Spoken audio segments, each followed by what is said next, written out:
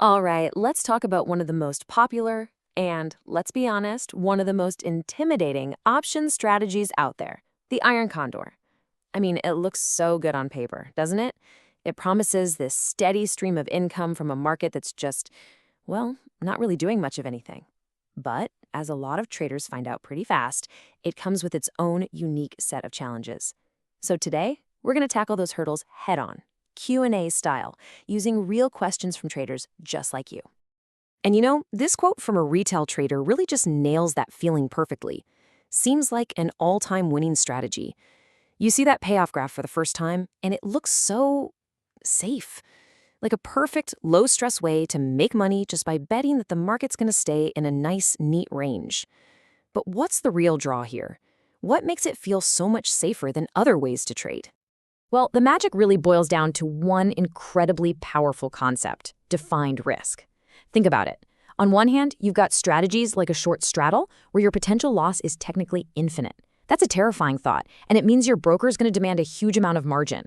But the Iron Condor? It's a completely different animal. Your maximum possible loss is known the second you put the trade on. It's capped. And because of that, the margin you need to post is so much lower. That's the core of its appeal, right there. But that beautiful theory, it runs into a very practical wall almost immediately. And that brings us to the very first hurdle that pretty much every trader faces: just placing the dang trade itself. And this question from a new trader, Simit Rout, just sums it up perfectly. You're staring at the screen, looking at 4 different options to buy and sell, 4 legs to this one trade. How in the world are you supposed to execute all of them at once without something going horribly wrong? It's a huge point of confusion, and for a very good reason. The crucial thing to get right here is the order you do things in. Even if your broker has a fancy tool to help you, you've got to understand the principle. You must execute your buy orders first. So that's steps 1 and 2, buying those far out of the money options. You can think of these as your wings or your insurance policy. Only after those are in place do you move on and sell the nearer options in steps 3 and 4.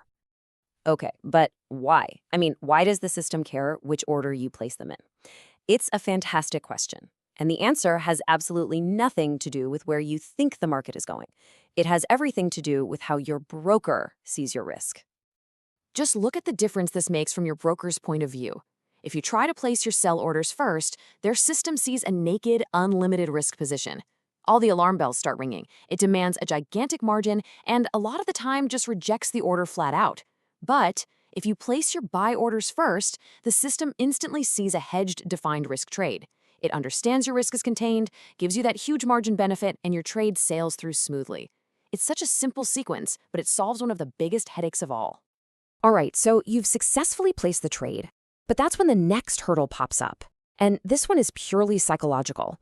It's taming the fear of the black swan, that sudden, totally unexpected event that can just blow up your position. This quote from a trader is just heartbreakingly honest, isn't it? It gets right to the core fear of any high-probability strategy. You win small, you win consistently for weeks, maybe even months, and then you're terrified that one bad day could wipe all of it out. It's a very, very real fear. So, how do you actually deal with that? The expert advice here from Karthik Rangappa is such a powerful way to reframe the problem.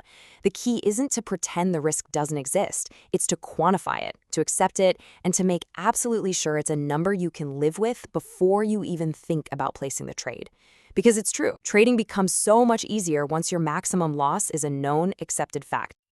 And that's the beauty of it. The solution is built right into the strategy's DNA. This is what defined risk truly means. Your worst-case scenario isn't some scary monster hiding in the shadows. It's a number, calculated and locked in from the very start. So your job isn't to fear the black swan, it's just to make sure that the maximum damage it could possibly do is something your account can easily survive. Okay, so that brings us to our third hurdle, and this one is a tricky one.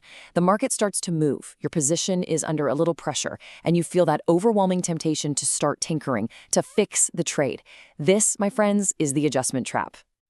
So the natural question is, wait a second, if the market moves against me, shouldn't I be rolling my options to adjust? Shouldn't I be firefighting to try and save the trade?